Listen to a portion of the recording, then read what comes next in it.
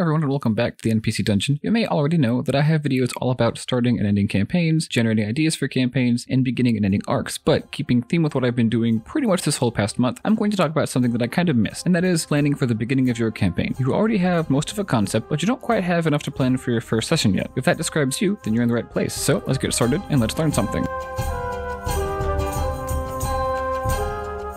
The first thing that I want to say about planning the beginning of your campaign is, first, to keep in mind that this will be a single arc or quest or mission or what have you, and more importantly, to keep it simple. I mentioned this point before in my video on adventure hooks, but to summarize, you could have a super complicated intro where one of the players is maybe held hostage, the players don't know each other, etc., but this runs the risk of just being confusing, stalling the game, not including everyone equally, and I find that it's just better to streamline this. Maybe your players are all summoned to do the same job, or they're all together at the same place and time when something goes terribly wrong, or maybe they already know each other before the campaign even begins. This also has the added bonus of solving the I don't know these people problem, where the players don't feel attached to the group or the story by baking those connections into the game or binding them together either by job or trial very early on. And the same goes for the hook or quest itself. You could have the players meet a powerful figure who wants them to go to some far off land, look for a few people on the way, reach an embassy, negotiate on their behalf, look for people while they're there, look for info while they're there, steal something, and then go to some other city where the quest-giving NPC will be waiting with more instructions. That might be a bit of an extreme example, but hopefully you see the problem. This tries to do way too much. Let the plot unfold. Don't just try to introduce it all at once. You'll find that that might overwhelm the players, confuse them, jumble the plot up so that certain things just get forgotten and players lose interest, and it rushes way too far ahead,